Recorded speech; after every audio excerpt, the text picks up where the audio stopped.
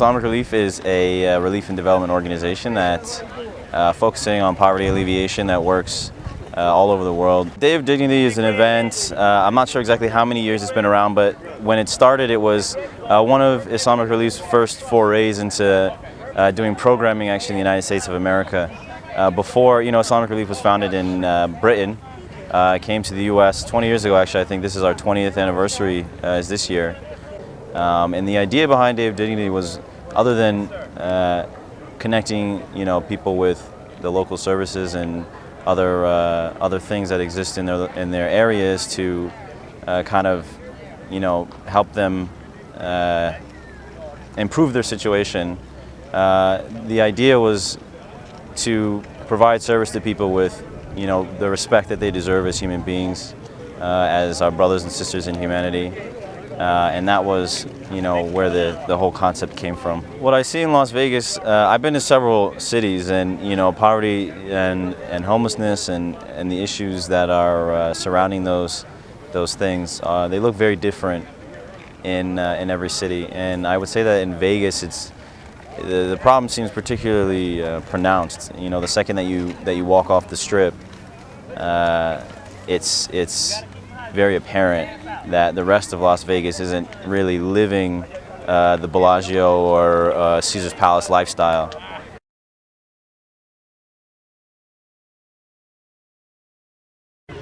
Masjid as-Sabur is in the inner city. It's in West Las Vegas. The homeless corridor is right around the corner. So for some years now, we've been providing lunches, sandwiches, and other services for those who are in need. We've been doing that for a very long time, but I would say the unique thing is that we have almost as many volunteers here as we have people that we're serving. People are inspired, they like the idea, and this year we're actually doing it on the third day of our Eid celebration, so the people are to be commended for that. For almost 10 years now, we've been organizing events similar to this because they were inspired by Imam Sadiq Safir and Naim Shah in Los Angeles, who used to establish the Humanitarian Day. So over the last 10 years, I would venture to say we've served more than 100,000 people nationwide as a result of this. And one of the unique things about Humanitarian Day is that it's actually an event where the goal and the objective is not just to serve the homeless, but to provide, to give them dignity. So we give them all new items, new gifts, and while it's still a work in progress, we're always training the volunteers to be extra kind and sensitive to the needs of this particular population. One of the things that we've discovered in doing this for 5 years is that because of the economic conditions of the city, we're seeing some of the same people. And the downside of that is, of course, that we're seeing the same people. The upside to that, if there is one, is that Kailu's comments are exactly what's happening. People are expecting this event now.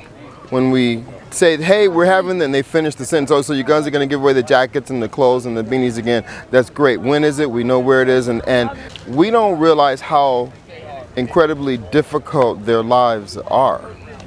But when you drive down the street and you see them sleeping on rocks, it's tough. So the stuff that they get, the winter jackets, the beanies, and the socks, they never have that stuff at the next event. It's always gone. They lose it because they've got a homeless camp set up and it's their house. Even if it's in a shopping cart and some cardboard boxes, that's their house. And the law enforcement will come and do sweeps and take everything and throw it away. The cardboard box and everything that's in the cardboard box. The clothing, everything. Because people don't realize it, but Las Vegas has cold winters. Sometimes the temperatures at night will go down into the 20s and the teens. It's a really, really tough situation. So we're generally doing honest to goodness change that's making a tangible difference in these people's lives. 5 traditional staples that we do in terms of goods and services. And those would be the now city and county-wide famous leather jackets and the beanies and the socks. We start off with 500 jackets, 500 beanies, and 500 packages of socks that have 3 in them, so it's 1,500 socks. And we can tell how many people we've had come through by how many jackets we have left. And another critical part of what we're doing is we're offering medical checkups. So anyone who wants can go in and get a flu shot until we run out, and can also get their blood pressure, any other particular illnesses or injuries or whatever they have, they can get them looked at. And we're trying to get to the point where we actually have a referral network where if the person's condition is beyond what we can do here, then they can go and see the doctor at another time, but still for free. For the Muslim community, Islamic Relief, Al-Maun, Masjid, as-Sabur, it is a time when people see us. They don't hear us, but they see us in action. They see the hijab, they see the kufi. And then in our community, we are so diverse, they get an opportunity to see that it's not the African American, but this is a community effort. People from all over the world are here helping, wanting to provide help. This is such an exciting day, such an exciting time to see the Muslims, the non-Muslims come together in such a way, providing for people who are less fortunate and realizing that that could be us at any time. The women, they find comfort because they're able to come and talk, because we don't treat them as just homeless people or people, needy people. We treat them the way we would our neighbors, and they appreciate that. We've been doing this for a very long time, and I have friends who come just to talk to me. So I think they benefit greatly. I think we provide a service and we help them to understand Muslims, understand Muslim women, and that we're all just a part of this great humanity. Okay, I've never been to this event before, and they were passing out brochures, and someone I heard it, and I, well, you know what, I need a blanket. I'm sorry, I need a blanket. I'm freezing at night, and maybe they just had that. But when I came here, the whole community here, the people who belong to this church, and they really give with their hearts, you know. And I don't know, I can't eat because I have cancer in my throat. I just came here just for a blanket, but instead I got reassurance, you know, and just good feelings.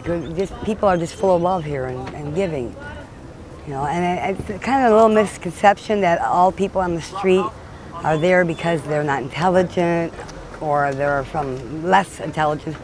I'm here because of circumstance. I had a fire in my apartment and I lost everything. We've only been on the street for 9 days. It's a real eye-opener.